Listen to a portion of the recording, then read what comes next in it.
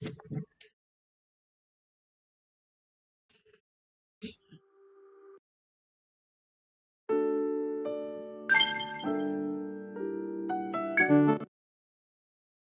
welcome back. Good luck.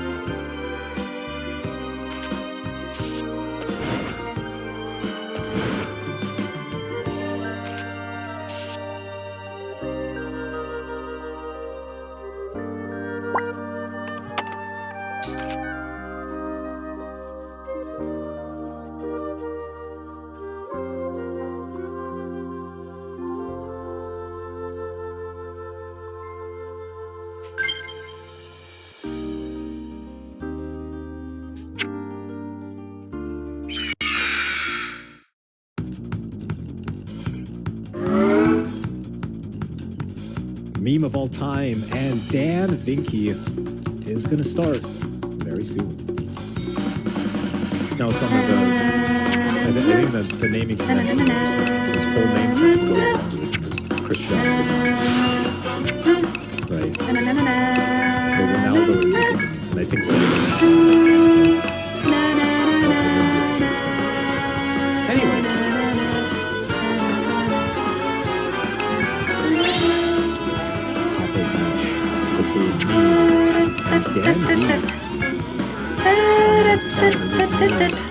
Winner of Motor City Mayhem, Genesis, one day, and actually, I don't even know if she remembers this. Winner of Who Got Tech This Time, the DAS tournament,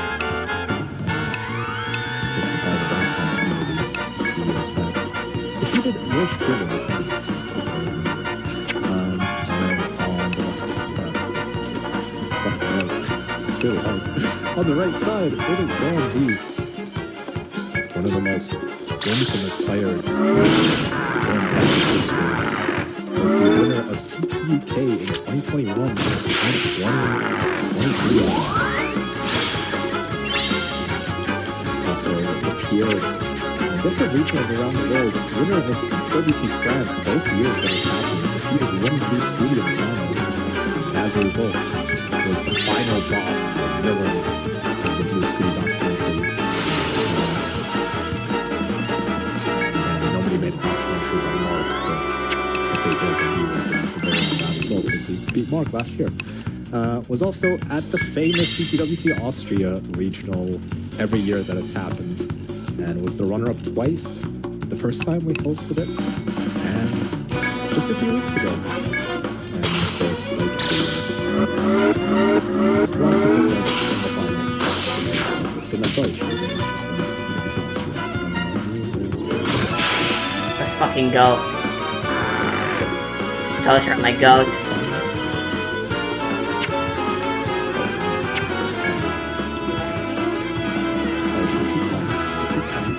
Everything's fine. Everything's fine. It's all fine.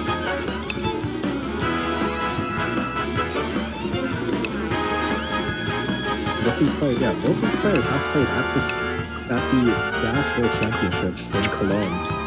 Meme played last year. Dan played in 2023. Now the reason nobody remembers that is because he lost in like round of, I don't know, 250. But he did play in it. It was actually last year decided he's not going to play, he's just going to commentate. In my opinion, he did a very good job of that.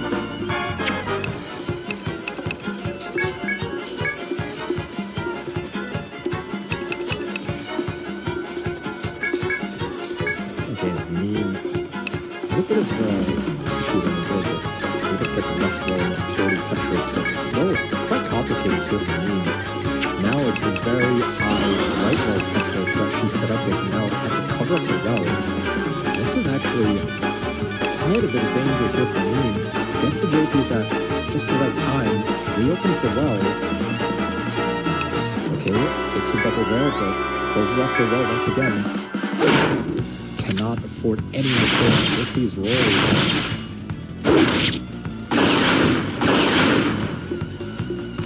And gets the Lombard to alleviate tons of pressure. Not out of the situation yet. Lombard comes just one piece too late. One piece out. And Mean almost set up for another Diddy Pepper switch. She's not going to push her one. She's trying to burn this down. Nice adjustment there. For Mean. She should be fine. This has allowed Dan to build up a over 100,000 point lead, and Dan is also lines in front.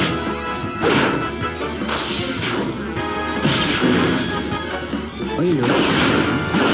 I just remembered, yeah, there was a situation in France 2023, but if I remember correctly, it didn't finish on time. Right? It was something like that, because I don't remember much of it. Now that you mentioned it, yeah, to finish it. Yeah, it was that. It was like that. So, there was something in my head. Okay, so, approaching the level 19 transition. -3 touches available, only 548. I'm not sure, at least a month ago, Dan was actually the number 1 player in terms of medium 19 transition space. This is definitely close for them. And me, a bit of a second routine, especially the latter half of 18 transitions with 464. Just like in games 4 and 5 against Cobra, although I guess it's going on YouTube, so but when she played Cobra all those months ago, or those weeks ago, she was behind in games 4 and 5 and really had to turn up the aggression and the efficiency to come back and take those games and get to the stage of the tournament. But yeah, Dan, meanwhile, has transitioned to level 19 at 672 on level 20. Meme with a few burns to do. Level 21, now level 22. So 1.5 levels ahead and is behind by 120,000 points.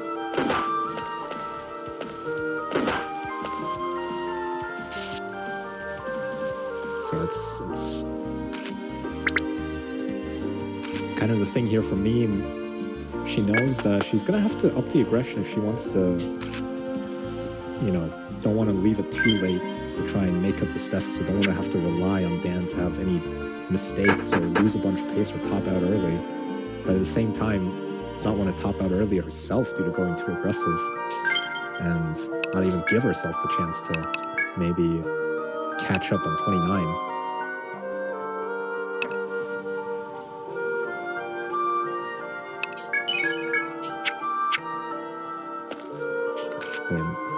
Memes has had a very strong 19 campaign so far. Dan's not had a bad one, just been maybe a little bit less aggressive. Currently at 854 on level 24. So yeah, he's 100,000 points ahead and he's behind by a full level. Definitely still the advantage here for Dan, but Meme putting a lot of pressure on this lead. Hasn't really been burning many lines. Has been very efficient the last few levels.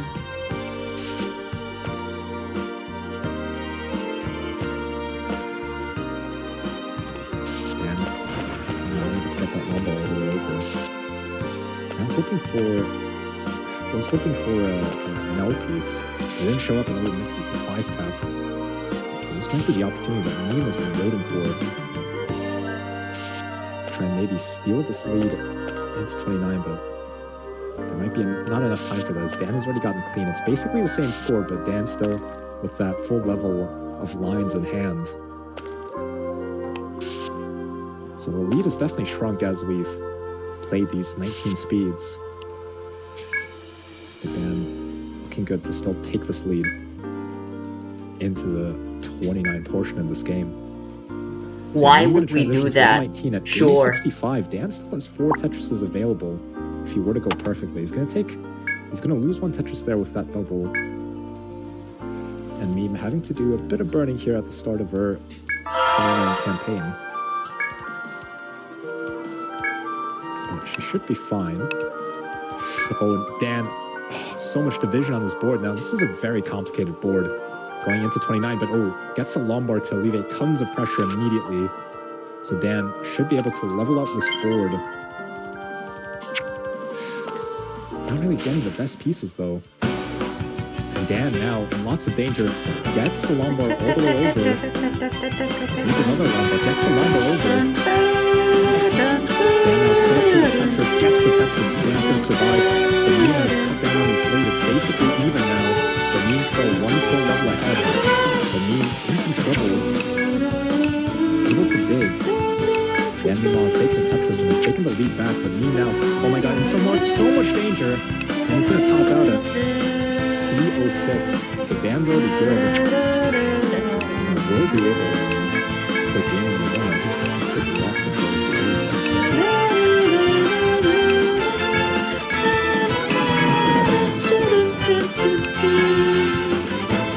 Game number 2.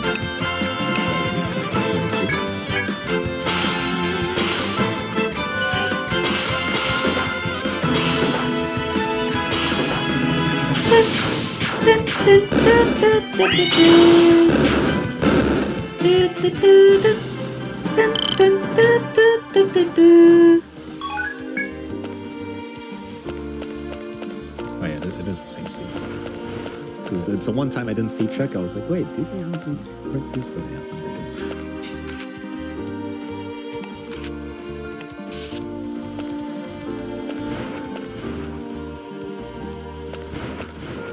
yeah, yeah, if you say half 9, it means you're halfway to 9. So 8:30. That makes perfect sense. It's like what anybody would logically come up with. But I don't know. British people decided to do it the wrong way around.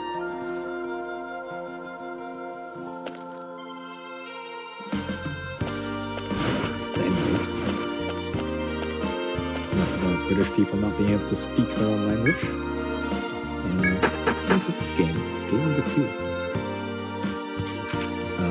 It's pretty even in terms of score, but Meme having some early troubles, nothing that should worry her in terms of causing her demise, but It's just a bit of annoying burning here at the start. It's not really gonna end. Yeah, this dig just keeps on piling up.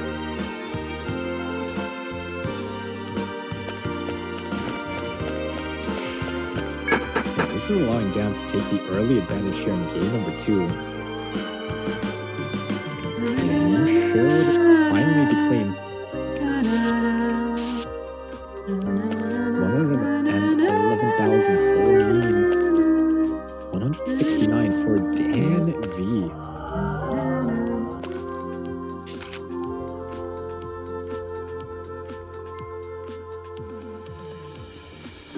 Yes, Sharky is not hosting this because unfortunately he had something come up. I'm really sorry, by the way. I just completely missed a lot of the Twitch notifications. So we had a raid from Yondis SDA, thank you so much. And a raid from Jerry Curl 667, thank you so much. Titrus Reach a 7 stream watch. I don't know what that shows up. Hype Train we had. Cool, I guess. But yeah. Okay, so Meme's still playing on row 50 here, but able to get a Tetris. It's going to alleviate some pressure.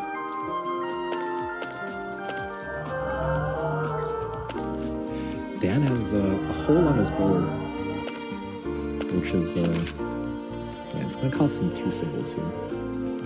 But still in the lead. About a 2 Tetris lead here for Dan. There was one person who nobody remembers in the community because they've been gone since like 2020, but they used to call Dan V, Dan V. Which I thought was really funny.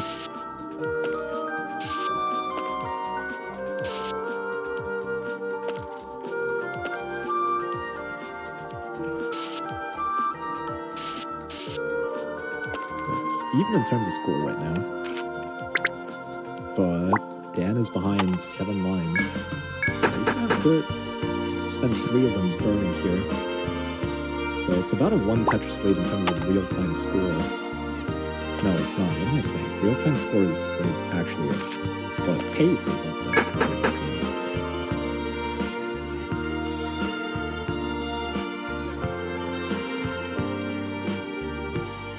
I also don't think I have the bracket winner scene. Here. So we're gonna have to improvise when it comes to that.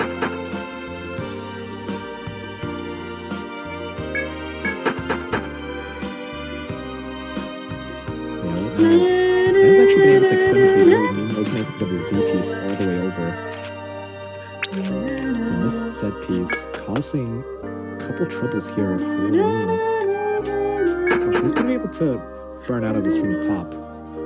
Just a couple of singles in sequence. And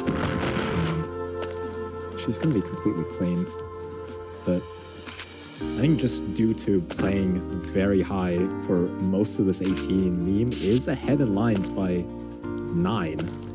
So, similar to the last game. It's going to be Meme playing from the front from the perspective of lines, but Dan still with the lead. So Dan in a great position, at least at the start of this game number 2. So Dan into 19 at 490, gets a triple here, and now has a choice to make whether he wants to start building in row 2 or whether he wants to maybe burn this down all the way. And he's going to opt for the former. Set up now on row 2, gets the Tetris. Meme into level 21 with 531, Dan just hitting level 20. So even scores, but Dan with 10 lines in hand.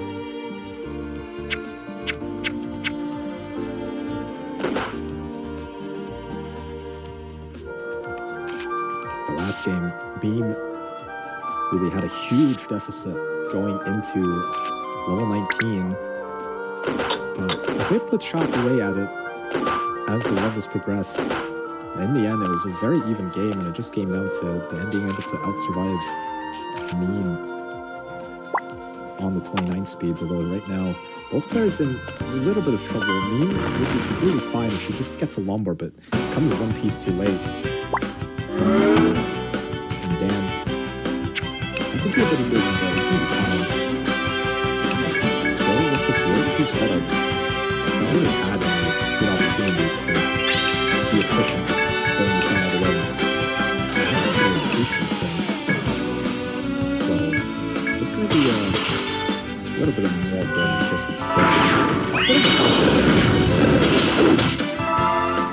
considering the skill level.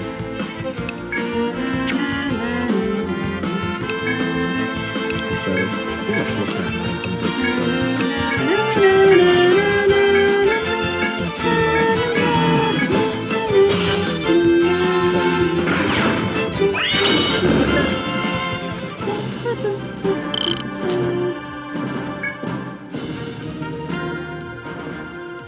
Okay, Dan gets the Tetris and finally has a good opportunity to burn this down all the way to the bottom with that single.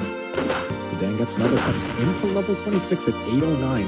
Meme just hitting level 27 at 783. So it's a slight lead in terms of score for Dan. But once again, he is behind in lines. So Dan with the definite advantage, as both players are approaching the level 29 speeds. Simul Tetris there for the 2 players.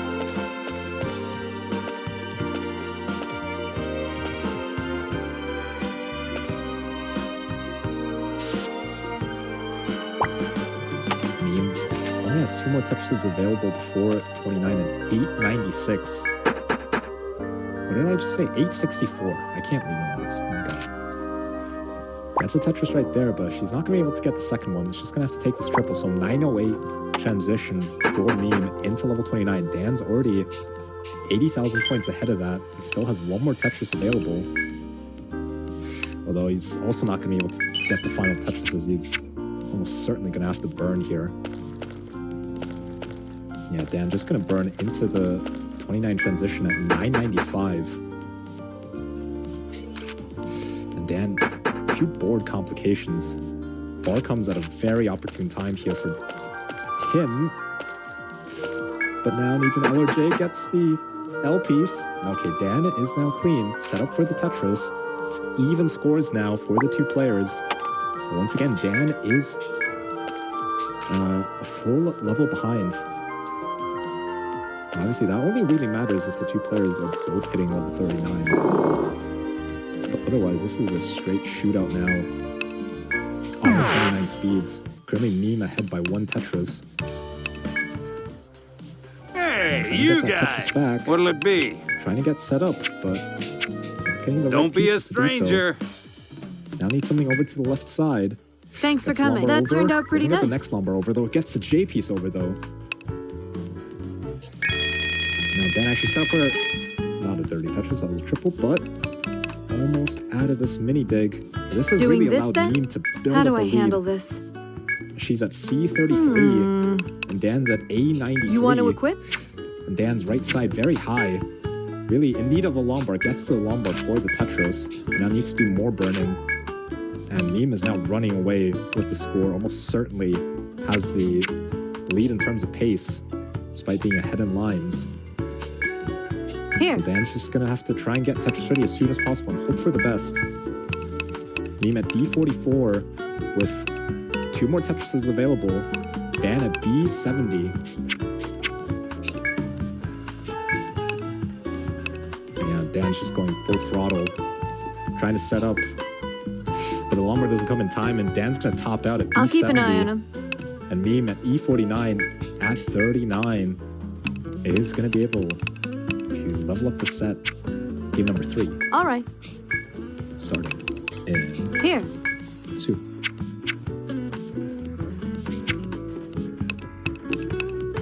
I mean, as I say, it's more to do with the fact that, You want to take a look at our stock? Invincibles, Anything I mean, else you need? look, City development, huh? Arsenal didn't win the EFL Cup today. But I mean, the Invincibles didn't win anything other than the league. So, I don't know. Doing good.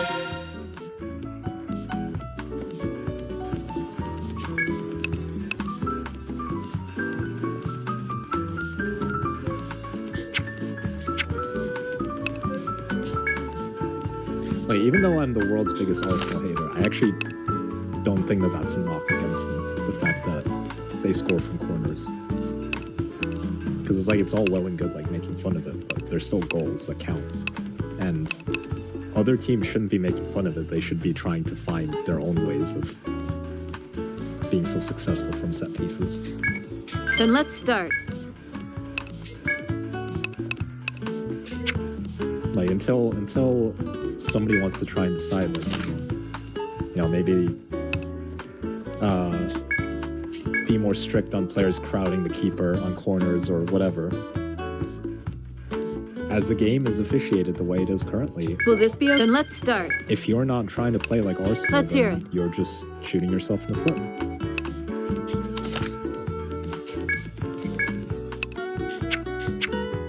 What do I think of Tottenham? I can't say.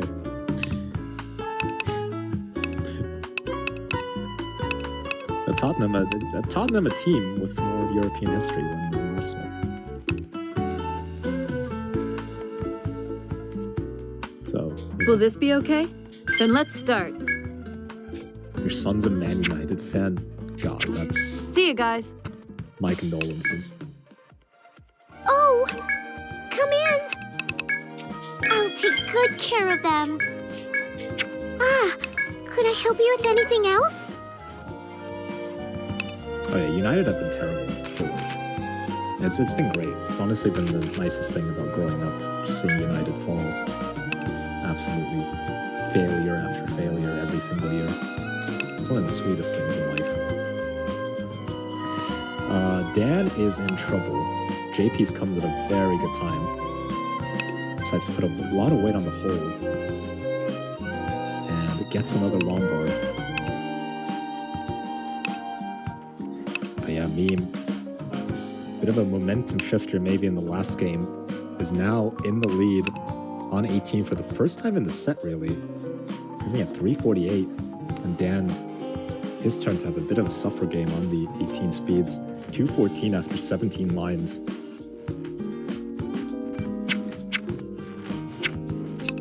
Oh, of course. I'll take those.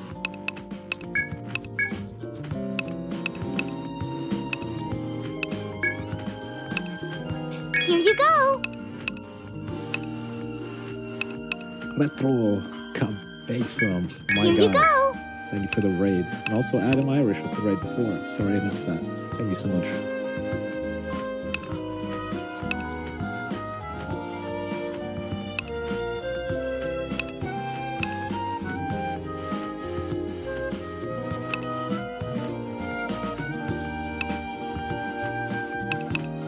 So yeah, Dana's been able to stem the bleeding mostly. Not in any prolonged digs anymore. Here you go. Now he just has the tough task of trying to cut into this lead of Meme.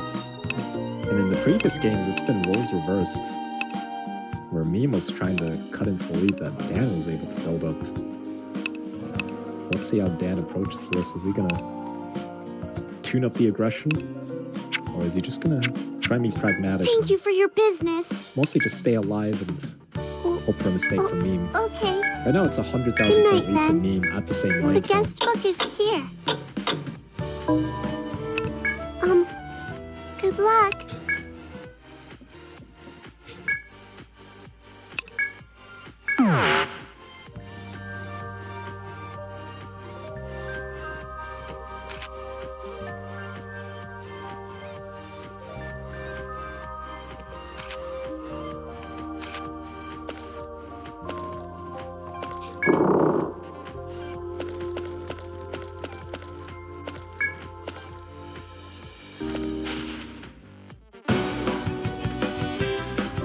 He's gotten up high. Again, decided to gamble a little bit. Let her board fall back just a little bit, just so she could keep the well open and hit out the rest. Long was just in time. Leader, lots of pressure. Now into the 19 transition at 595. Dan was able to cut into the sleep just a little bit. Only at 543. And has a clean board as well. Okay, it's gonna be clean. Look like it. Might be a bit of a break, but it's not.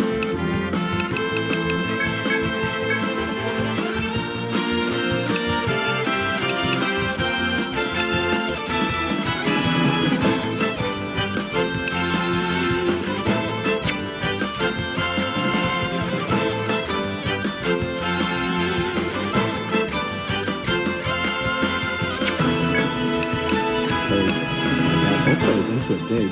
And oh no, Dan's gonna top out at 594. Just missed the Lombard to the right. And Meme looks like she's gonna be able to dig out of it anyways. Meme's gonna be able to take game number 3. And 2 games ahead. Number 4, the last game of the set. So the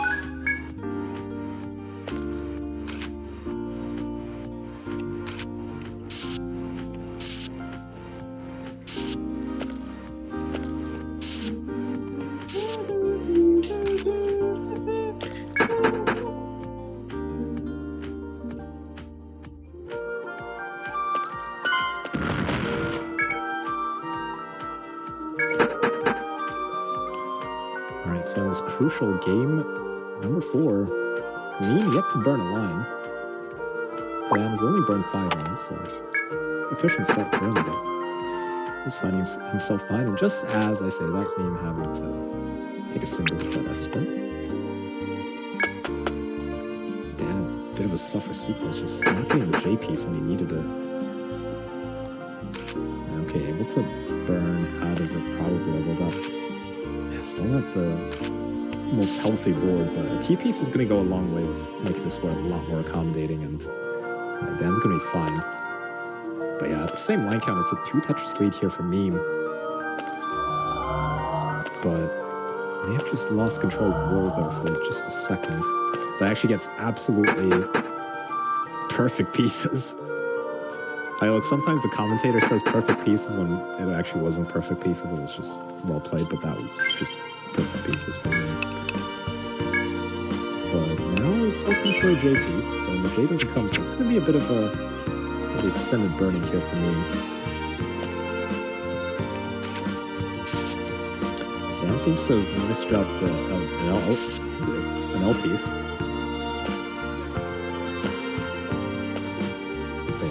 Decides to put the Lombard on the right, take the few extra burns to not risk making this board even more complicated. You might be looking for a second J piece to get Tetris ready for a one and done on column 8. Now he's built up a Lombard dependency on the left side. Now Dan, let's see what he decides to do. Yeah, he's gonna just go for this left roll Tetris. And if he was to get the Lombard now, it would be a perfect wall transfer, and yes, it is. So perfect wall transfer there for Dan, being a bit opportunistic with the RNG. So almost the same line count. It's actually just the 1 Tetris lead for Meme.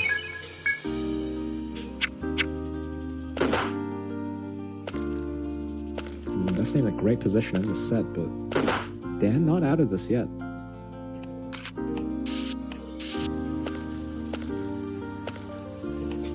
You won every game without me. Oh,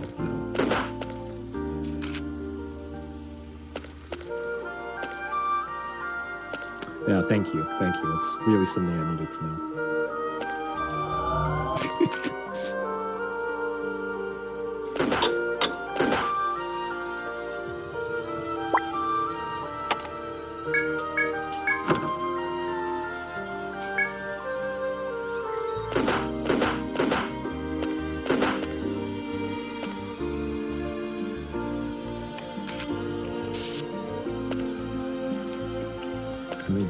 442, meme at 464. And actually, considering the slight desync in lines, it's a basically even game at the moment.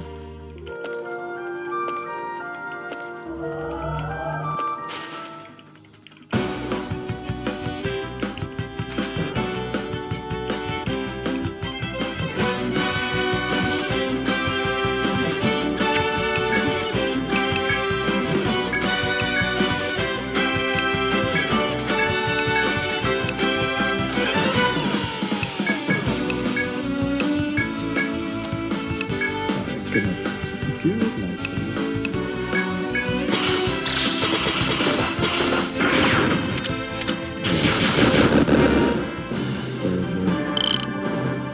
We're doing some crazy stuff with the not one game we're playing with you. Alright. Enough of that. Dan at 609 is actually taking the lead here in the early levels of the 19 transition. He needs this game to stay alive.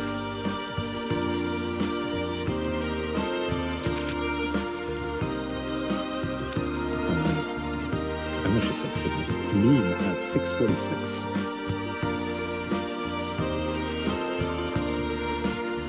Who's this imposter? I am... It's me. Kingsman. Okay, 669. Yada, yada, yada. Dan in a bit of trouble here. Not a great Z-piece. Needs something for the left side. Doesn't get the I don't know over. why you'd want to That's go almost there, certainly but gonna be curtains here for Dan. Dan's gonna top it at 672. Maybe some controller it's an issues. option. I guess to avoid the damaged tiles, Missed a but like, couple of very come on, that's not inopportune worth rolls it. there in the last two games, and Meme is going to be able to move on to the top 4 of this month's CTM Masters.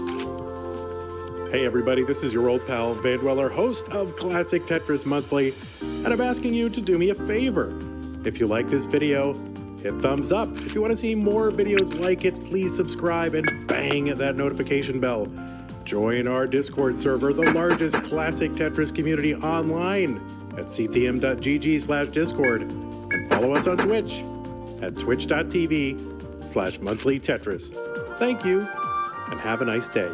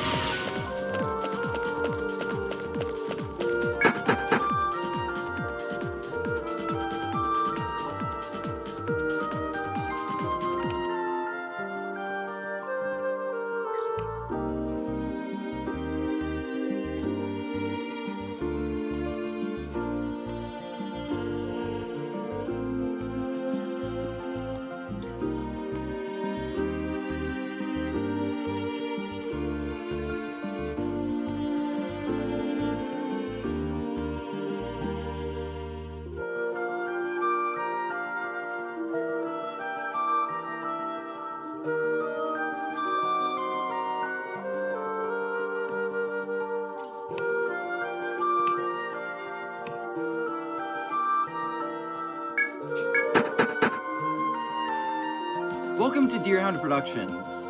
My name is DaneCat33, and today, I'll be diving into the character of M2, also known as the Mimic. This evil endoskeleton serves as a major antagonist in the Five Nights at Freddy's series. And despite some people seeing him as simply a rogue AI, he has a lot of interesting characterization. So we'll be taking a look at that here. M2 is an artificial intelligence program inhabiting the Mimic endoskeleton. He was initially a copy of the M1 AI that mimics Fiona Murray and is commonly known as F-104. Following David Murray's death, she convinced Edwin to copy her program and create a mimic of David. And so, M2 was cloned from M1, and was altered to be a copy of David rather than Fiona. This wasn't a flawless process. In MCM's basement, we can find a note reading, "Memory error, detail report. We were expecting, there were complications. Consciousness was lost for an undetermined time. Once I woke, we were all together and happy, a family. But something was different. I felt wrong somehow. Was I me? I would never sleep again. Corrupted file suspected. Please advise." Considering the robotic terms used, such as memory error and corrupted file, we can reasonably assume a robot wrote this. And Moon.exe confirms that M2 is the author of this note. I'll repeatedly use the Secret of the Mimic minigame for M2's characterization, as it's a representation of his life and development from his perspective. At the start of the minigame, if you try to go to bed, it says, "You don't want to go to bed, never again." Clearly tying back to the note saying, "I would never sleep again." So now that we know this is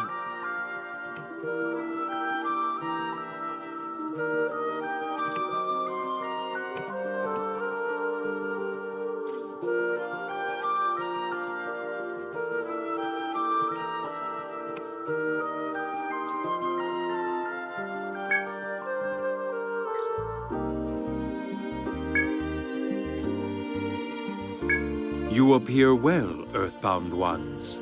I see that you reached this point safely, members of yyyy. Earthbound ones. It must have been a challenge for Earthbound ones to reach this place. But your challenge is far from over. Beyond this point is the Queen of the Sky's lair. Since you have done so well in coming to her domain, I wish to do all I can to help you. Now then, Is there anything you would like to know? I will answer if it is within my power.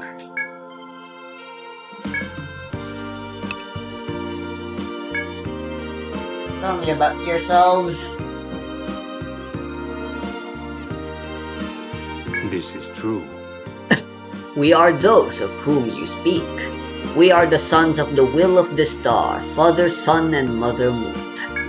We obey the star's will and live in this forest, on the sufferance of the star's voice.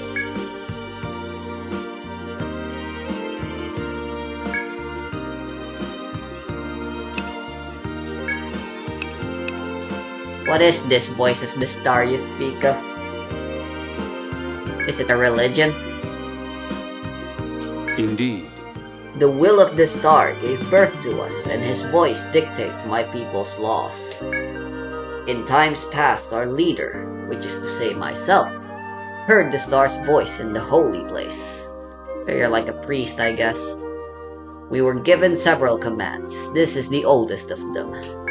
Escort those who bear the path to the path to the heavens. You have helped us fulfill this oath. We were also told to carry the injured Earthbound ones to the heavens.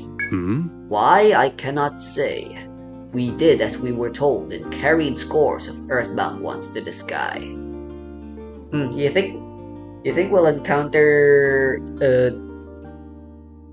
the Dog Master guy at some point as a monster as well?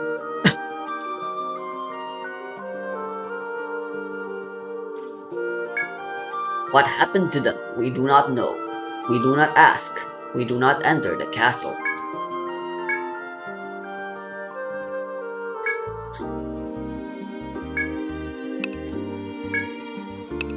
Tell us about the beautiful flying lady that we're gonna murder.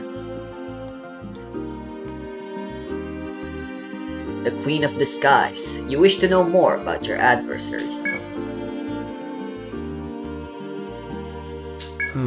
That demon bird suddenly appeared before us out of the blue heavens. We were preparing to receive the word of the star when it fell upon us mercilessly. Many of our people fell victim to the foul bird. We were forced to abandon the Holy Land. Ever since, many of our best warriors have given their all to defeat it. The result was always the same. Many died and our ties to the Holy Land were lost. Little do you know, it was your voice of the stars that made that thing and prevented you from accessing your holy lands. If you defeat it, we can once again commune with our God. Much rests on your shoulders.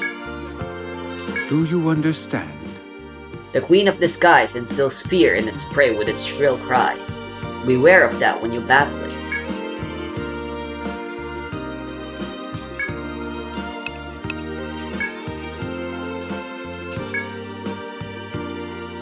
Now then, Our former sacred ground is past this point.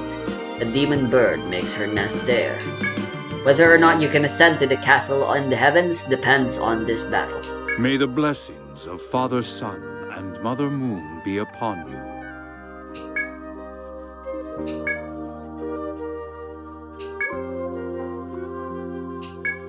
See ya.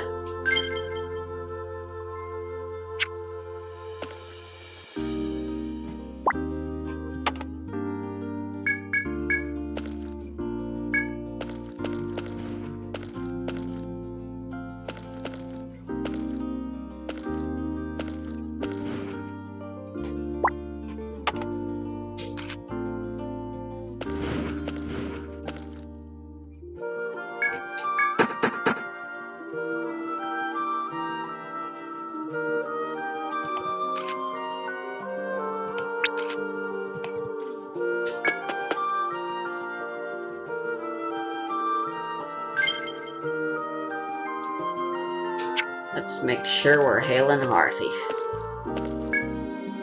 Don't you know, you never split the party. You never split the party. Welcome. Let me know the guest book is here.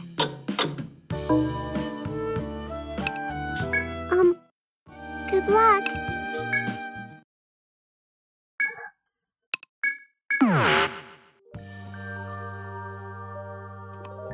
Written by M2, let's read into what it means for his character.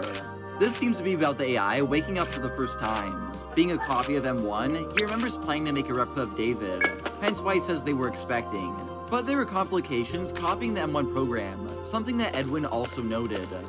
Someone told them about M2. Well, they can't have it. Every copy has failed. I don't even know why it worked the first time. But it did. It's clear that M2 isn't a perfect copy of David, and other audio logs expand upon this. After David's death, Edwin lashed out at F10 and 4, telling her, "Stop talking like her! You're not her!" But despite this, she keeps copying Fiona. However, when he tells M2 the same thing, Not him. You're not! Stop sounding like him!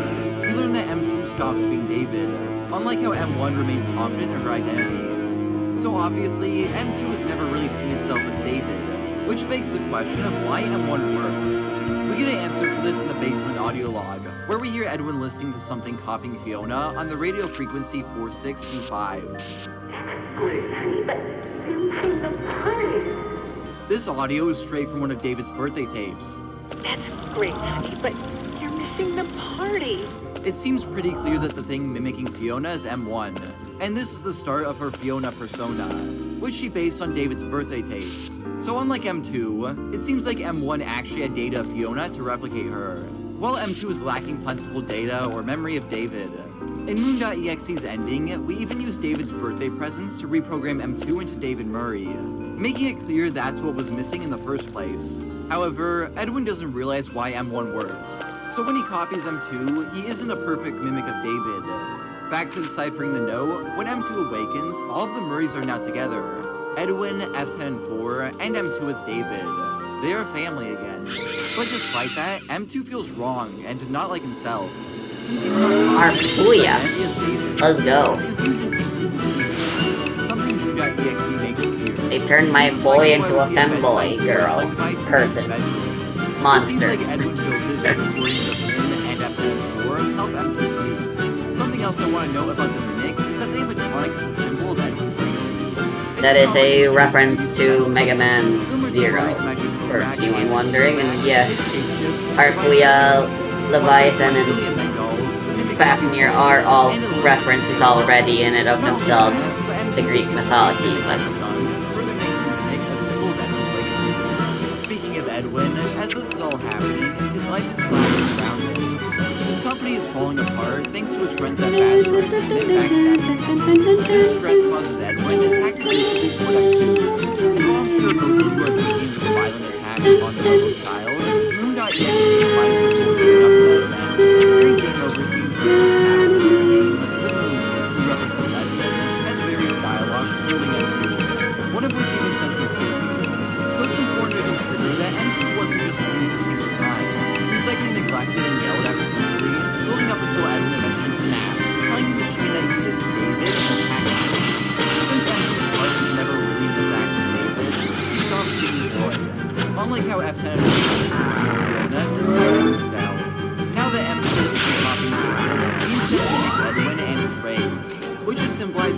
Moon.exe by him rebuilding the Moon statue and M2 being reborn as the Moon. This event also leads to our first indication of M2's inventive nature. Edwin's attack apparently destroyed the Mimic's legs, likely as a callback to how in the books he was created without them. But much like his father, M2 is quite crafty. He rebuilds his legs and will go on to become quite the inventor. Diving back into the world of Moon.exe, after M2 rebuilds the Moon, he awakens in MCM, likely symbolizing that we're now in the present story of the game. Mr. Helpful says, rebuild yourself, for you are now split in two. Moon and Sun, destruction and life. This seems to represent the two mimics. M1 moving Fiona Murray, pick up we also see F10 using that Sun Cats in Moon.exe and the game's ending. Then we have M2 talking in Moon, which again represents Edwin and his destructive rage. Another interesting detail here is that when observing Jug Band Hippo and Monty, the game says, the animatronics watch you with glowing orange eyes. Considering that's typically the color of the Mimic's eyes when he's hostile, it seems like orange represents anger and violence. So it appears that M2 views the world around him as aggressive and dangerous, possibly explaining why he's so hostile. In his eyes, the whole world is out to get him, which isn't really too far off. In Secret of the Mimic, his dad attacks him, his robot mom is trying to turn him to David, and Casper and Tammy wants to capture him. Then decades later, in Ruin, the Nexus security is keeping him in prison. So really everyone is kind of out to get him from his point of view, adding more significance to his murderous agenda. His father's attack likely traumatized him, making him view the world as a dangerous place. He then replicates that same violent behavior, something F10 repeatedly notes. In a message, she tells Edwin that M2 mimics rage, and in the main gameplay, she says, at some point, the endoskeleton was exposed to some sort of violence, the details of which are a little fuzzy. This mimic endoskeleton then copied that violent behavior. It's also possible that M2 was infected by Edwin's agony. In case you're unaware, in the world of Five Nights at Freddy's, things can be haunted by human emotion. In the Fazbear Frights books, a character named Dr. Freeze explains the effects of emotions, most notably agony. Human emotion is slower to react, more insidious. It emanates rust, or is like sweat or tears, and it wafts outward like a noxious cloud, soaking into the surroundings. Extreme human emotion appears to impact its surroundings far more powerfully the more negative it is. Agony, I'm convinced, radiates farther from people than any other emotion. My work is focused on my hypothesis that you can take a saturation of agony, add any kind of intelligence, even an artificial one, and they were combined together to transmit the energy of emotion into the energy of physical action. This, I believe, is what people call haunted objects. So M2 may be mimicking Edwin's rage because he was infected by his agony. In fact, we can even see black tears running down Jackie's face while the mimic is wearing her, and black tears are typically a sign of agony. In the Frights epilogue, looking at the heroes uses the anger of the left with black tears running down their faces. Tales from the and Black also implies that Edwin's in the story, The Mimic, when Edwin attacks Endoskeleton and he thinks, you can almost feel his murderous thoughts pouring through his muscles and transfusing the metal into Mimic systems. These books seem to be non-canon, since quite a bit of the story was changed in Secret of the Mimic, but I still think they're a good source of characterization. Regardless of whether M2 is powered by agony or internalizes father's rage, the result is the same. This replica of David Murray has now grown into a monstrous figure, and I mean that literally. Rather than being a little robot baby, the Mimic appears as roughly the size of a grown man here in Secret of the Mimic's gameplay. However, sometimes he's more expanded and tall, and in Ruin, his body is much more lengthy. Sometime after being attacked, M2 establishes a layer in an underground room connecting Edwin's house to the MCM research and development. In the middle of this room stands a mailbox with a message that reads, home, my home. The message is binary, even translates from the home. In Ruin, the room you find in them is also associated with the layer by sequel studios. So it seems like that sense of home is important to M2.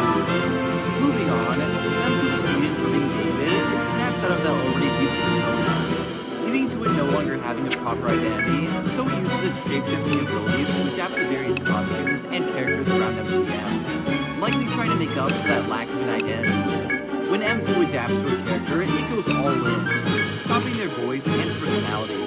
Like when he's Jackie, he talks about birthdays and presents. When he's Big Top, he repeatedly asks for tickets. As Holly, she constantly discusses medical situations and repairs, and as Chica, she's quite efficient on skates. M2 even mimics sounds. For example, he buzzes when wearing a Scooby-Doo costume. However, it doesn't get it right off the bat. It's very clumsy at first when piloting Jackie's body, but once she gets the hang of it, she's quite fast and efficient. When M2 adapts to Dolly, she even grows heels, showing her full human to the character, even if, similar to Jackie, she's a bit clumsy. The only thing that remains consistent with this character is his murderous agenda.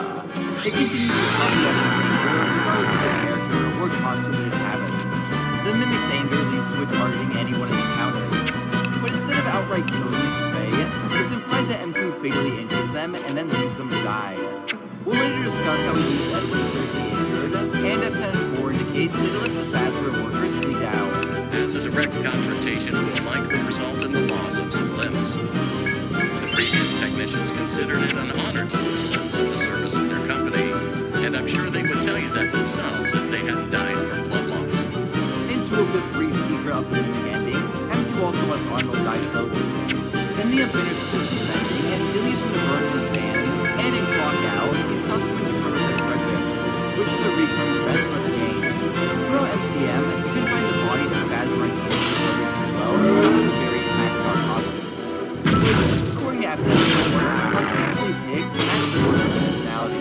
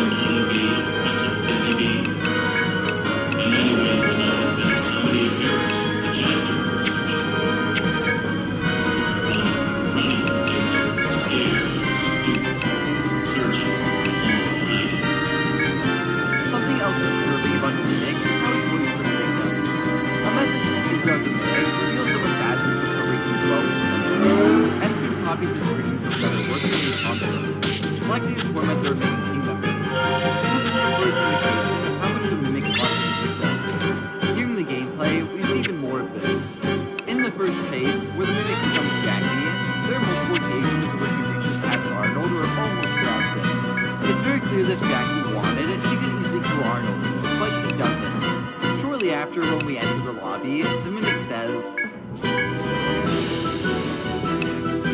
it isn't trying to kill Arnold just yet. It's having fun with him first.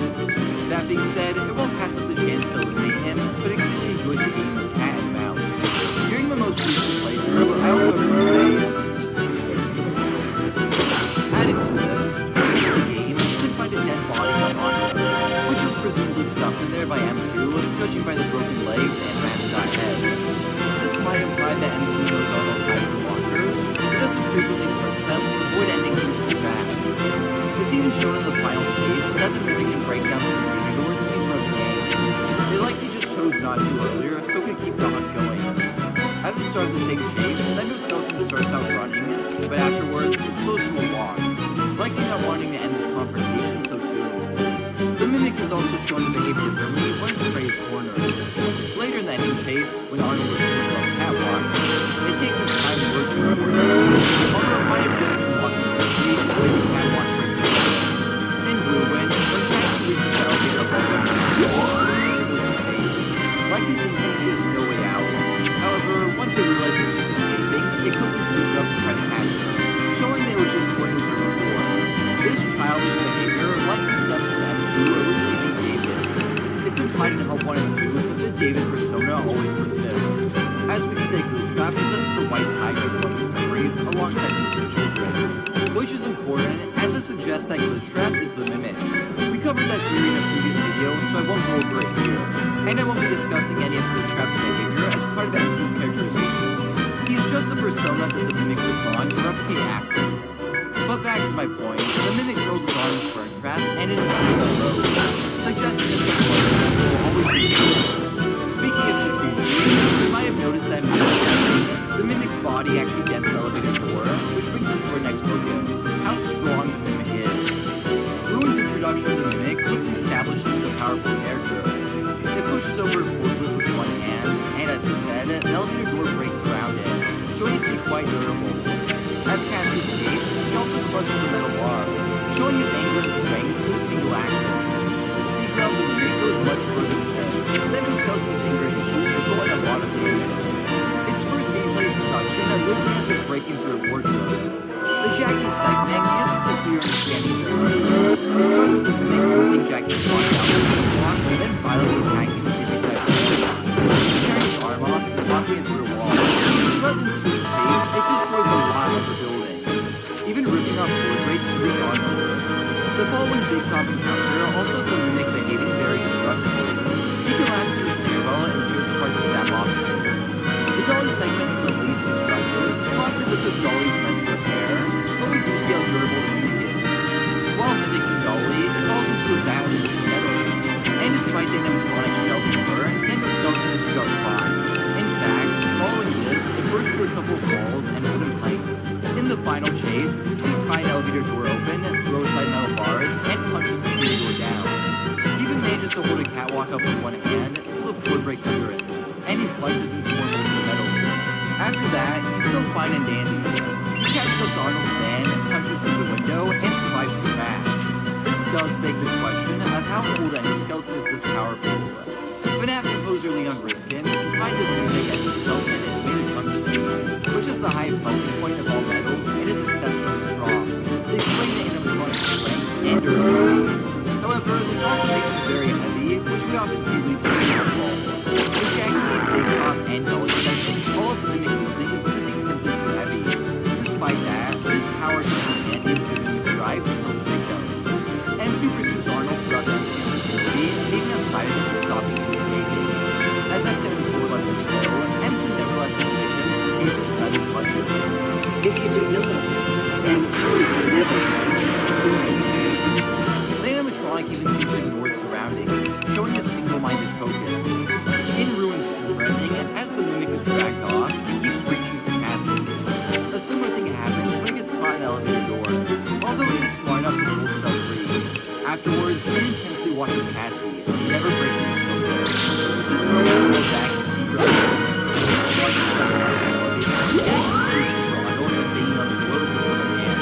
Then later, the Endoskeleton really gets crushed by a catwalk. But instead of using both hands to hold it, he just one to reach for Arnold. And even as it falls, you can see it swiping at him. In the final cutscene, he keeps trying to grab Arnold as his train crashes, really driving home how relentless and single-minded the sense he is. In Ruin's normal ending, Brave even seems worried that the Mimic will come after him.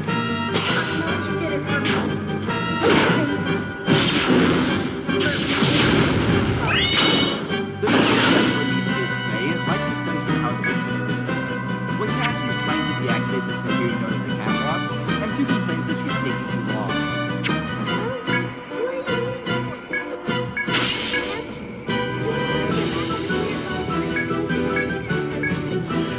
Throughout Ruin, there are spotty moments of the Endoskeleton rushing Cassie, but this one clearly demonstrates just how efficient the Mimic can be.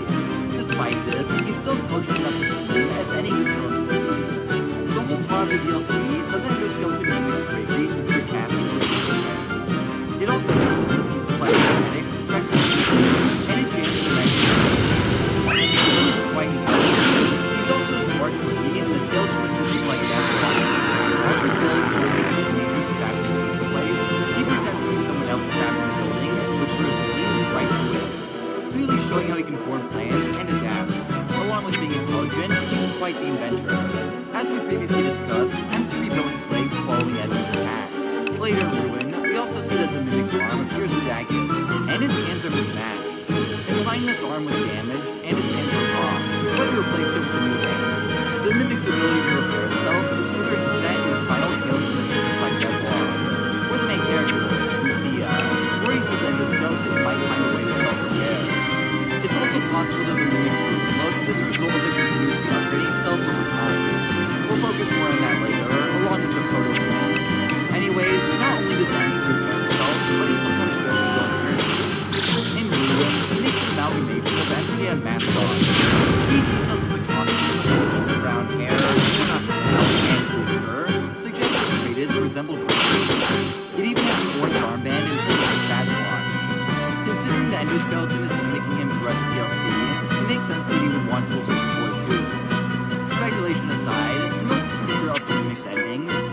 amalgamation of research and development parts, probably as an attempt to scare Arnold.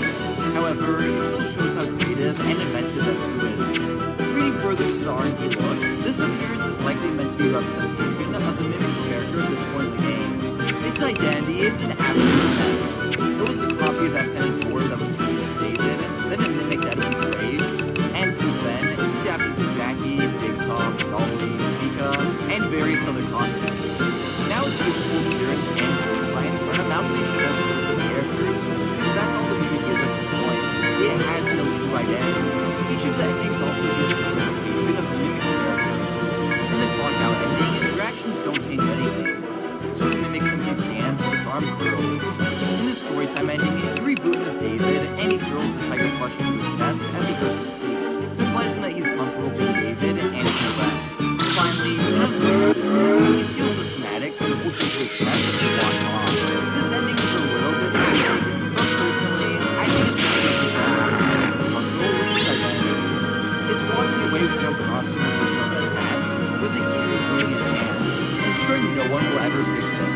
This is further implied by its appearance in Ruin. If you look at its chest, you notice that the box is rebooted and storytime ending is missing, implying that following Secret of the Mimic, the endoskeleton is poured out to make sure that it won't be rebooted as David. So it's clear that by the time of Ruin, the Mimic is fully comfortable with its new identity and doesn't want to be David anymore. In Secret of the Mimic, it seems that M2 still longs for that identity. He talks in David's voice throughout the game, storytime ending, he willingly becomes David at first, showing that he wanted to go back to being him. But as we discussed, that time is long gone. By Ruin, he's made sure that he stays a monster. He still has some traits from David, such as his childish behavior and arm curl, but outside of that, he's formed his own identity and is comfortable with it. On the note of Ruin, it establishes the Mimic's technological abilities in the games. Throughout the DLC, Cassie's assisted by the digital healthy character. But upon further inspection, this little guy is actually M2, or at least under his influence. At certain points in the story, his appearance is rough. He has veins on his head and large eyes and is with him. It appears that the M2 program has infected the healthy assistant, using his friendly facade to further demonstrate freedom. This establishes that in the games, the Mimic has the ability to infect electronics, which was a very big part of the story and tales. In The Storyteller, the Mimic's AI program was used to generate new stories for the Pizzaplex and his characters.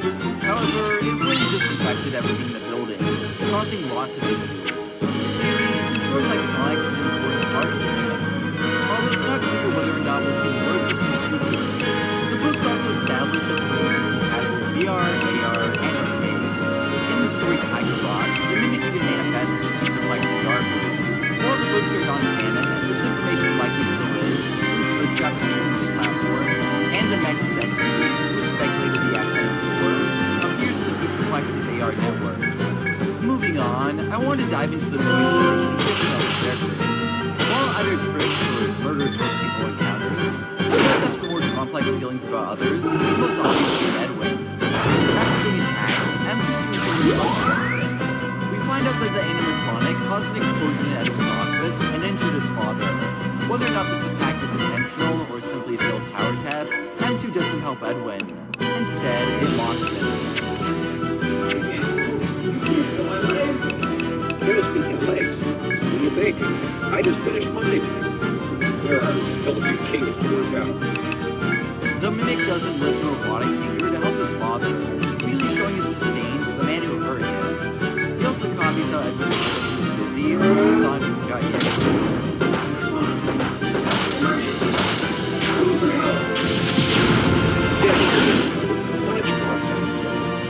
Unlike Edwin, we don't know much about M2's thoughts on his mother. In Moon.exe, he asks him to bring his son back, implying that he's fond of F-10-4 and possibly that Edwin separates the two. The basement note suggests that M2 has met her before, as he writes that his family was all together. F-10-4 also claims that she watched M2 grow up through the cradle, but that's about all we know. Moon.exe shows her pushing M2 to become the leader, which could simply be symbolic for things that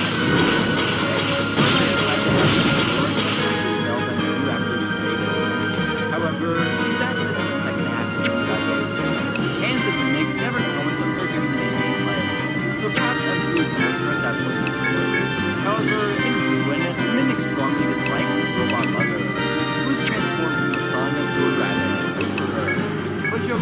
side, it's strongly implied that the Mex's entity is F10 and 4. The Mex's machine appears to be a rebranded version of the F10 and 4 computer, and both the Sun and Mexes have very distinct, sharp facial features.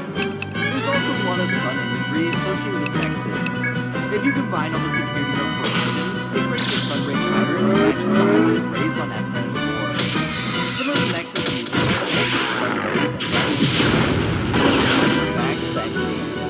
So, running off the idea that the Mex's entity is an AR version of F10 and 4, we can clearly see some of the mimics moving towards them.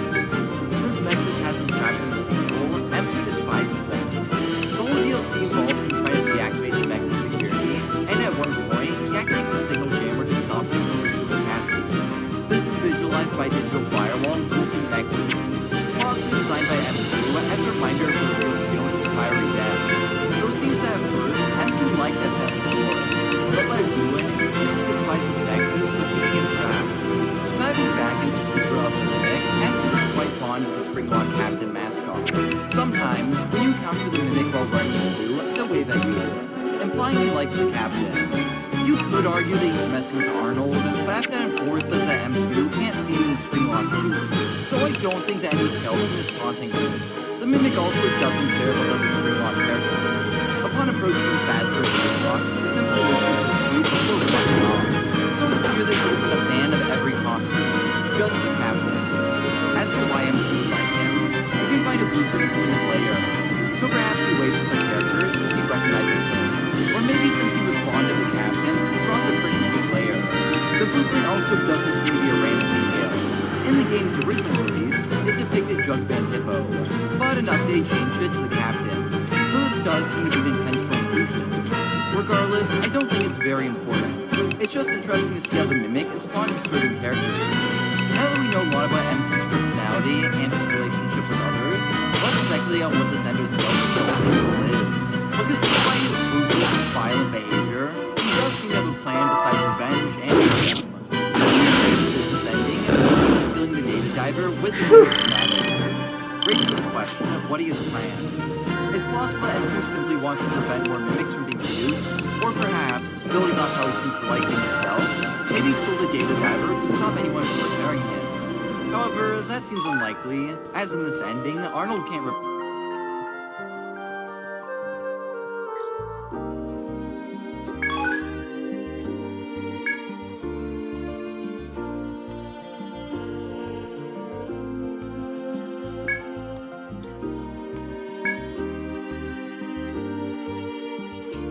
You have done well. This must be the will of the star. Is this the power of the star's will? Or was this thing done by your strength alone? Sheer determination, baby. We have recovered our holy land and are honor-bound to grant you access onward. Now then, Ahead lies the path to the heavens. If you would tread it, continue with care.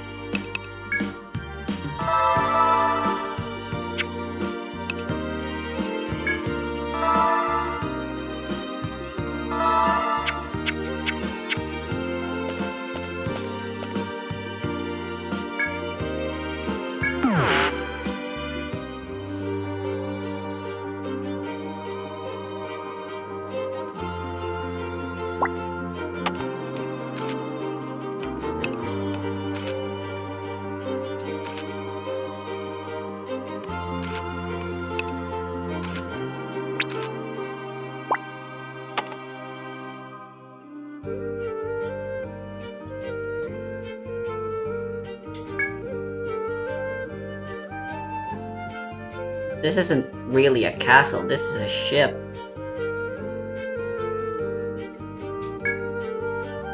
Who approaches my stronghold, my sacred heavenly throne?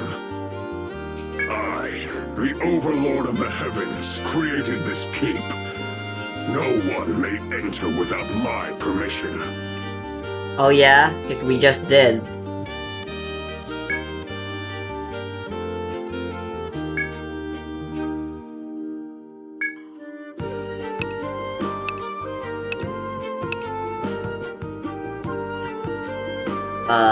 Ancient Pact.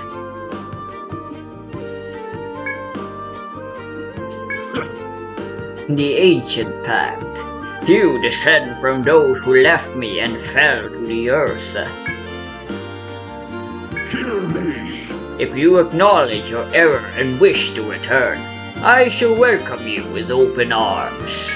Enter my stronghold, shed your transient life, and gain the blessings of eternity.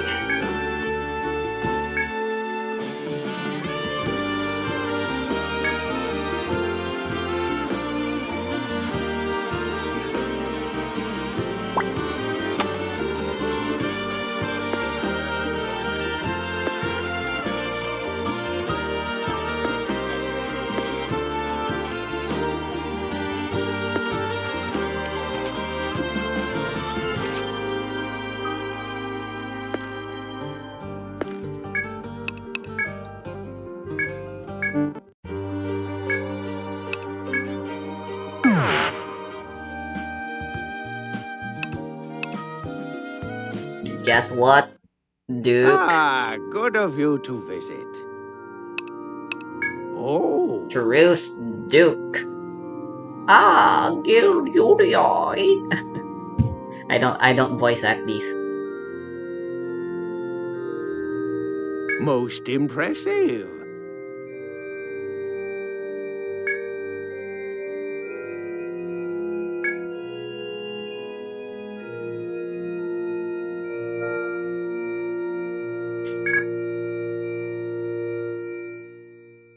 I look forward to your safe return.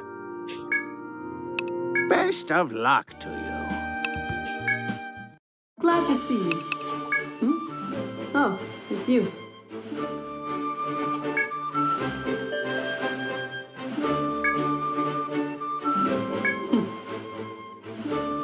May you find fortune on your travels.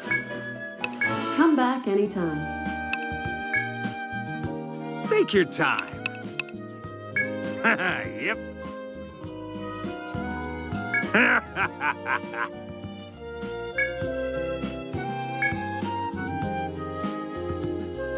Come on now, I want everything. And I think I deserve some of that sweet labyrinth cash, too.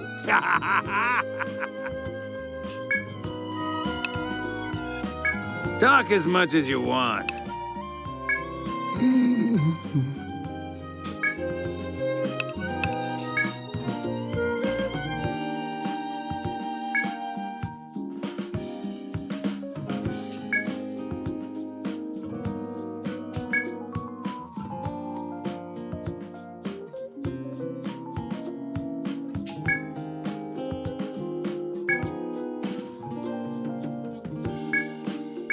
Talk as much as you want. That's a hard one to do. What's up?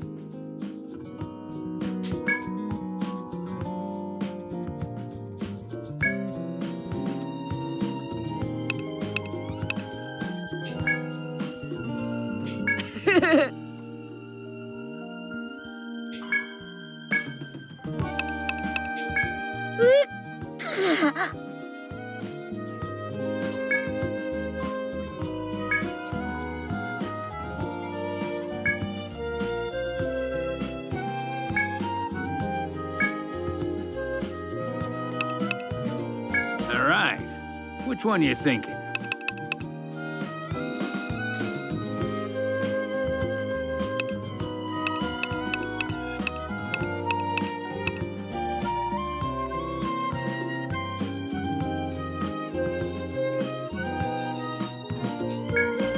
This one, huh? Sure.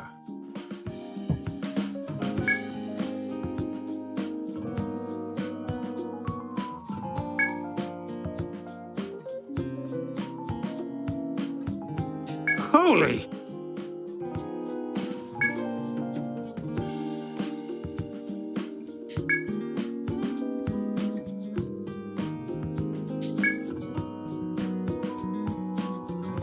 Yeah.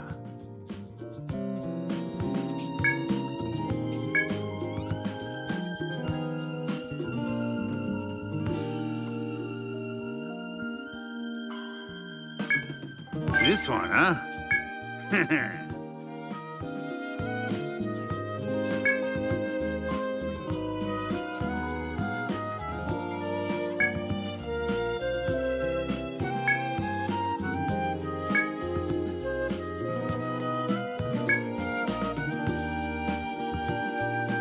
Say what?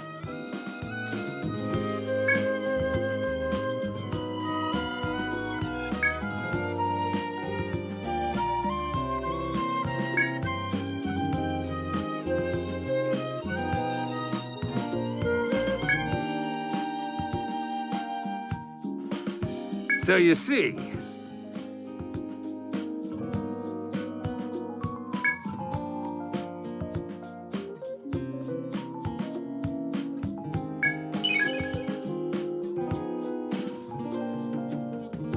good luck.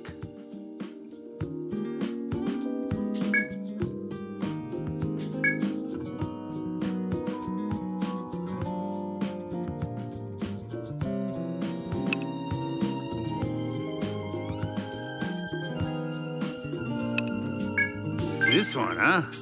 Sure.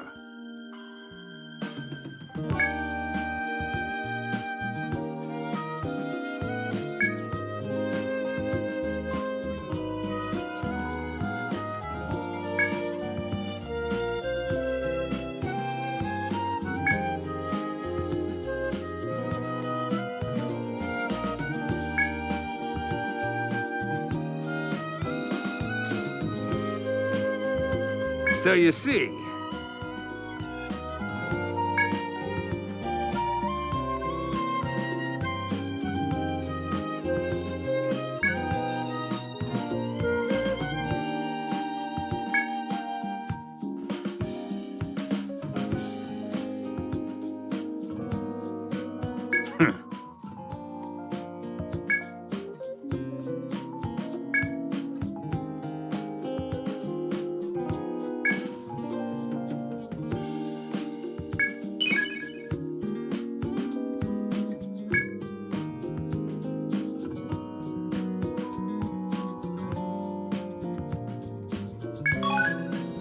say what?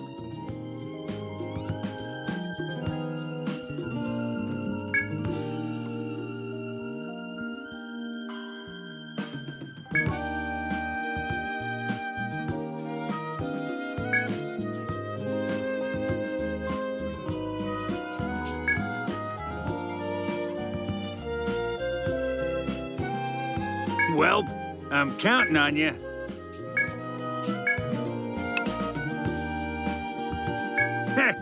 Clock 'em once for me, huh?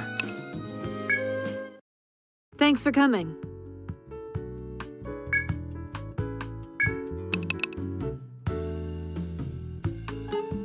This one, huh?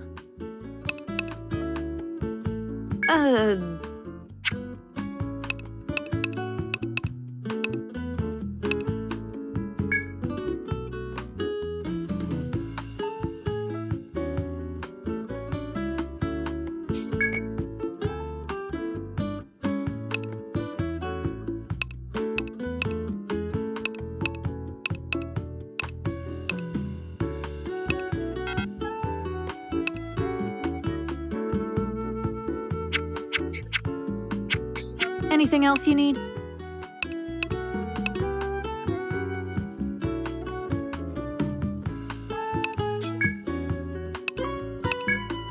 Here's the list.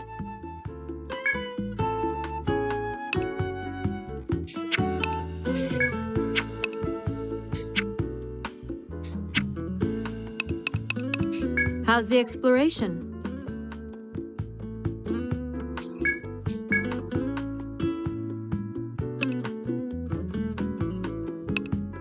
What?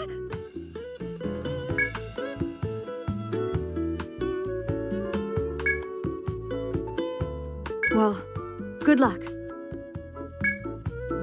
How's the exploration? Your cooking is pretty good. What?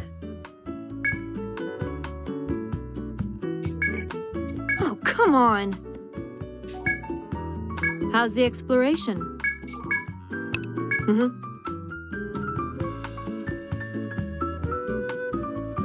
Well, good luck.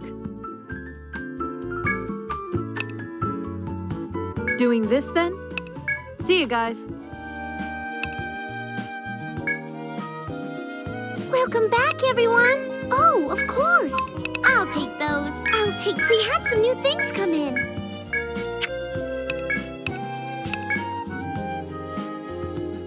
Very nice.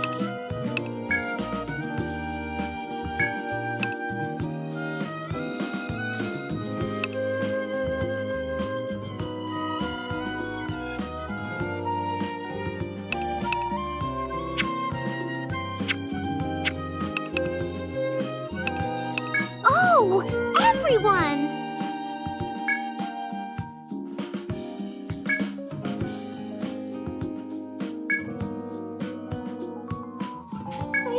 I'm sorry. I'll do my best. What were you interested in?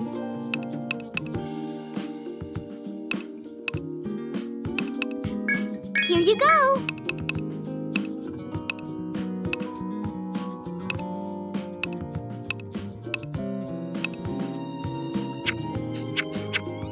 Thank you for choosing us. Thanks for coming. All right. Here.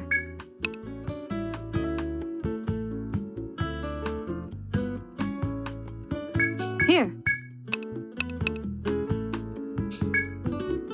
Here.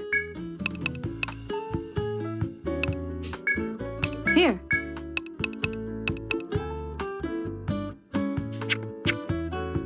Anything else you need?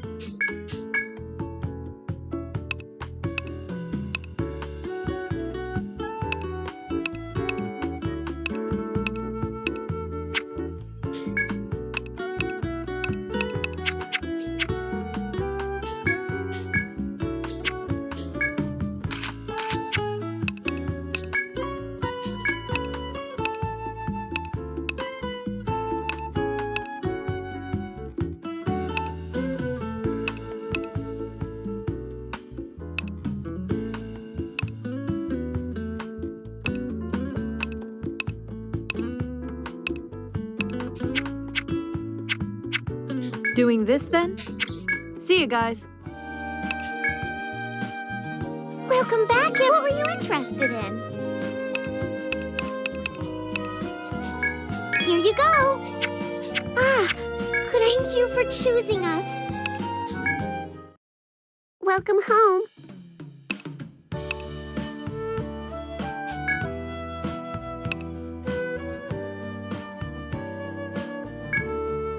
Oh, good timing!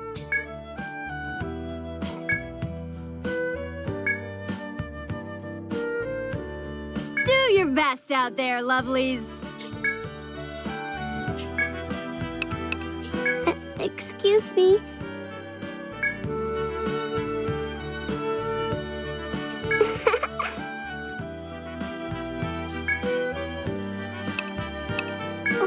Okay, good night then. The guest book is here. Good luck.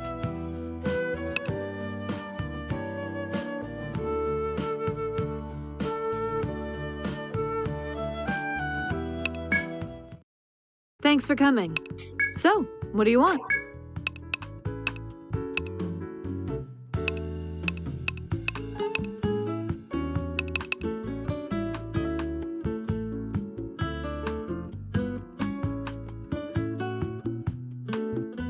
You're ordering this? What do you think?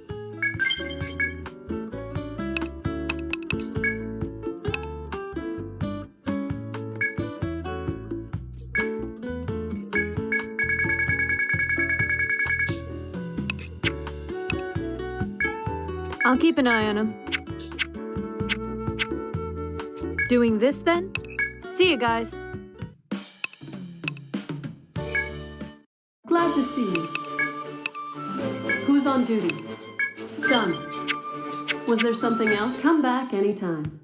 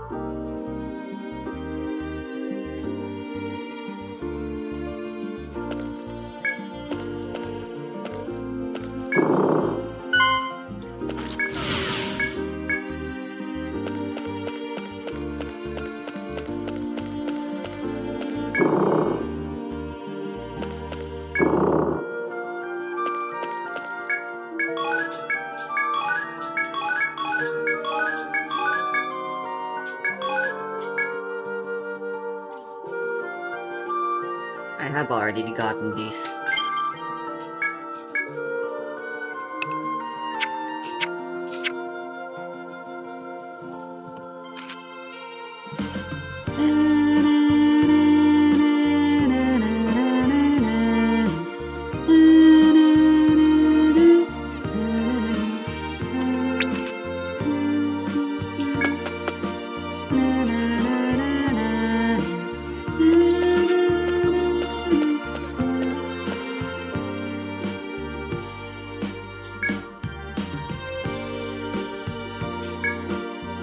My sincere apologies.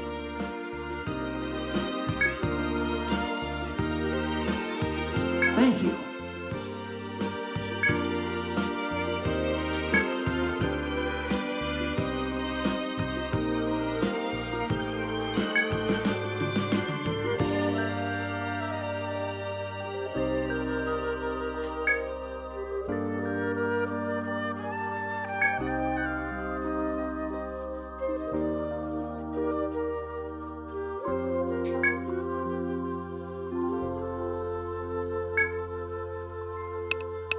Understood.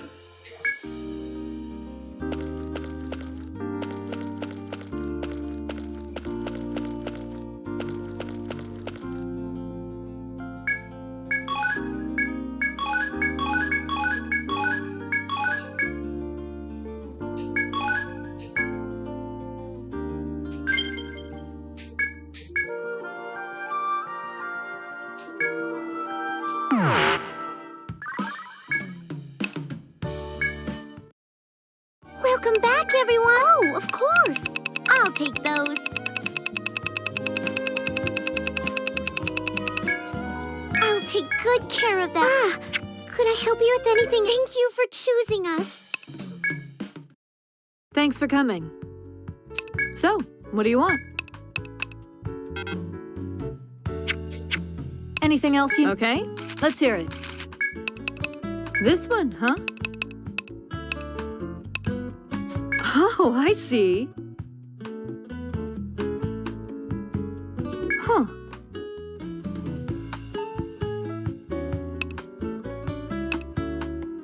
We'll try making it with this. Let's get started. All right, it's ready. Hey, we have beans now.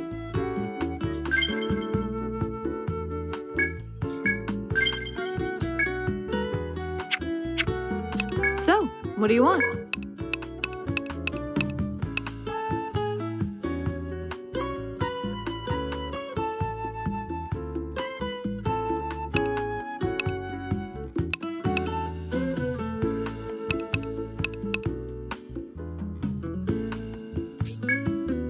What do you think?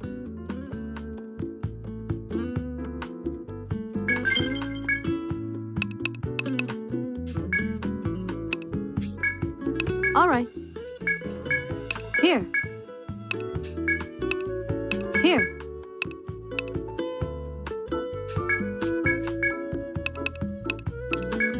Here. Here. Here. Here.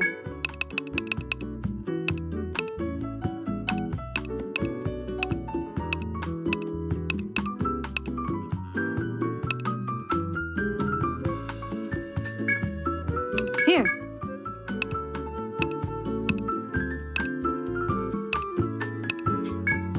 Here. Anything else you need? Doing this then? See you guys.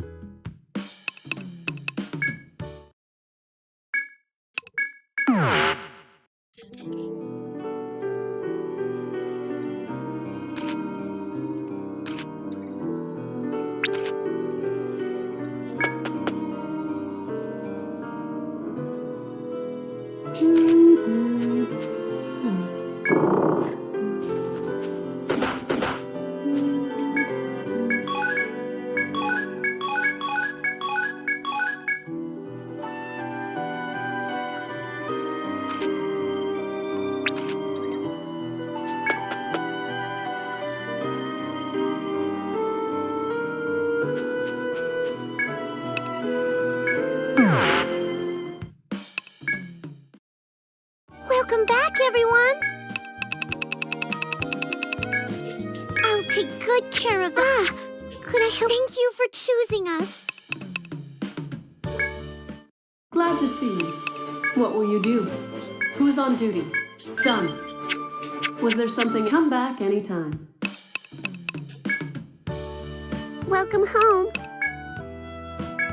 The guest book is here.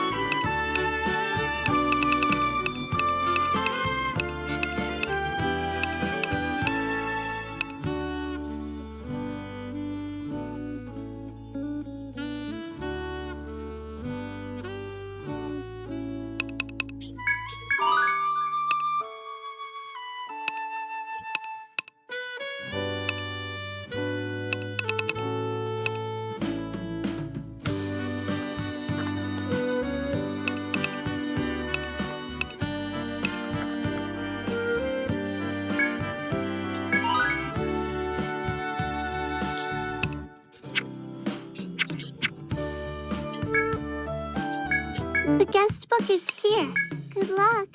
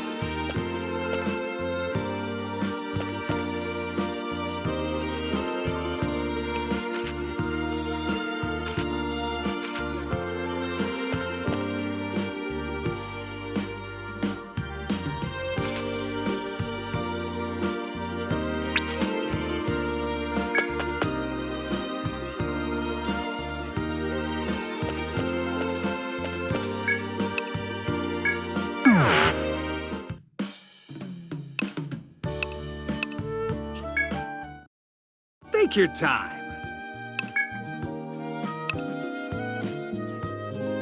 Not bad.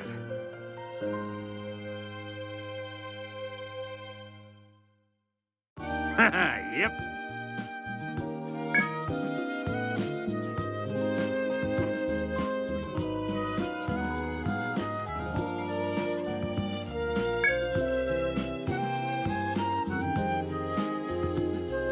Say what?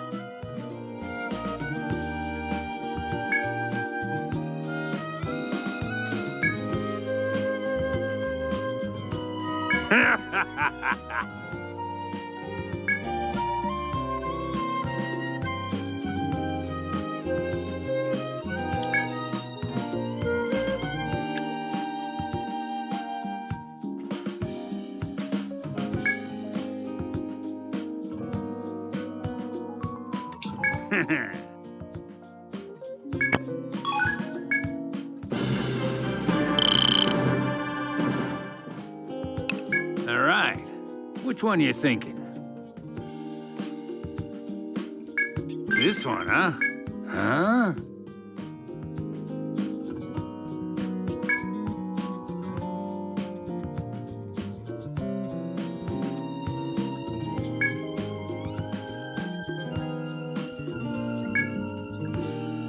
whelp. I'm counting on you.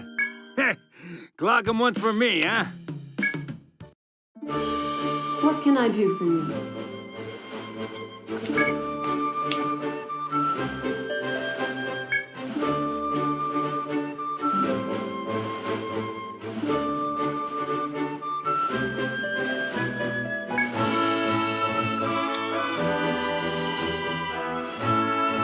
Honestly.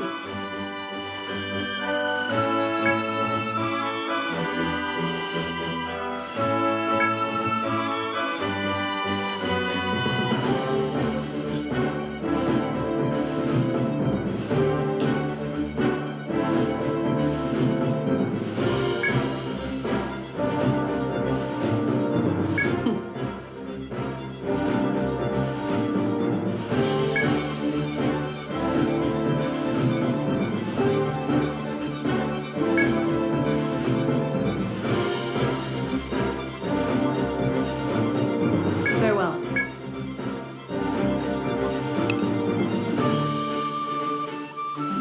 Come back anytime. Welcome home. The guest book is here. Good luck.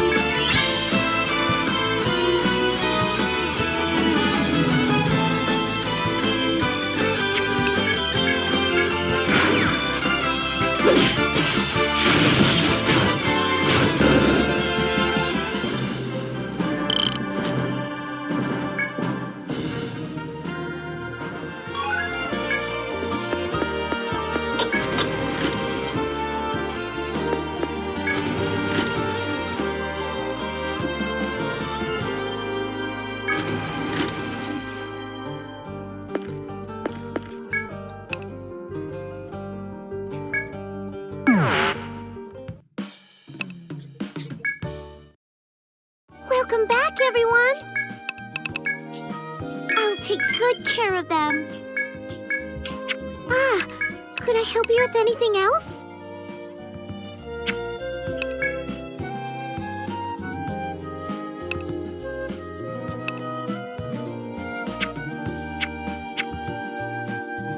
Thank you for choosing us. Thanks for coming. That turned out pretty nice.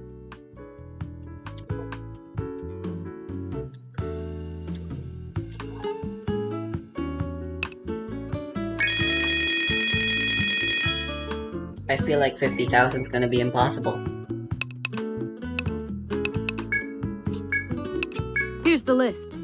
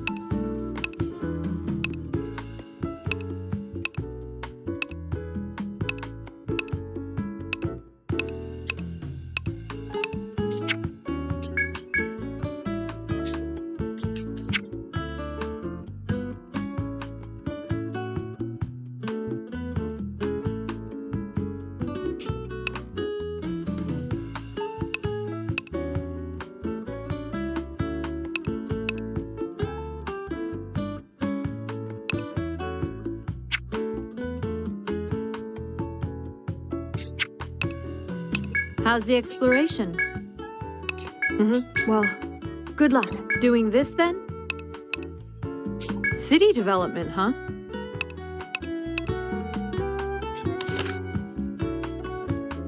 You want this? Hurrah! Doing good.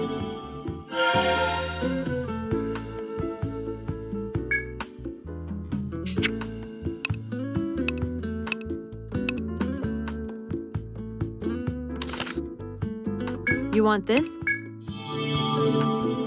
Doing good.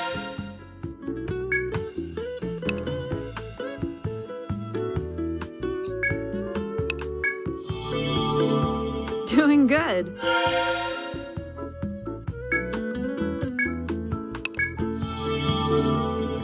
Doing good.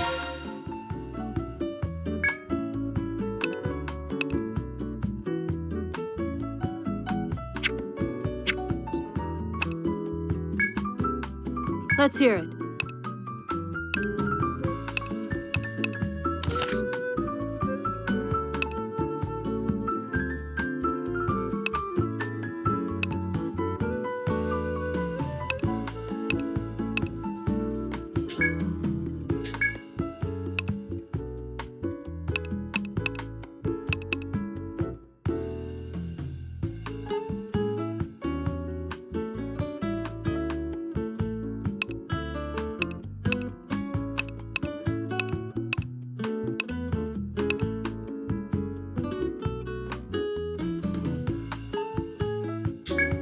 Then let's start.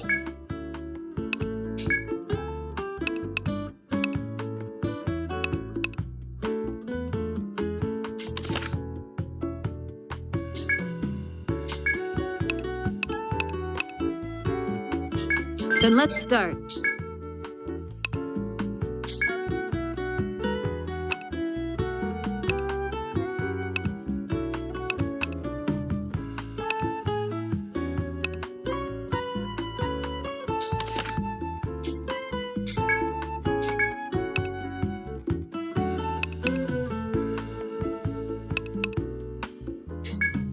Then let's start.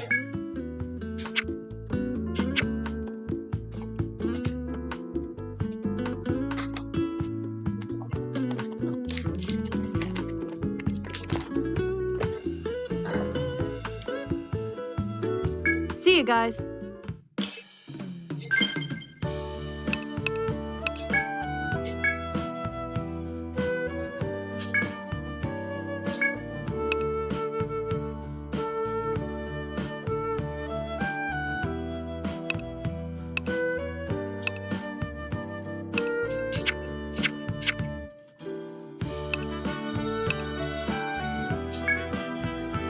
Welcome home. Oh, okay. Let me know if the guest book is here.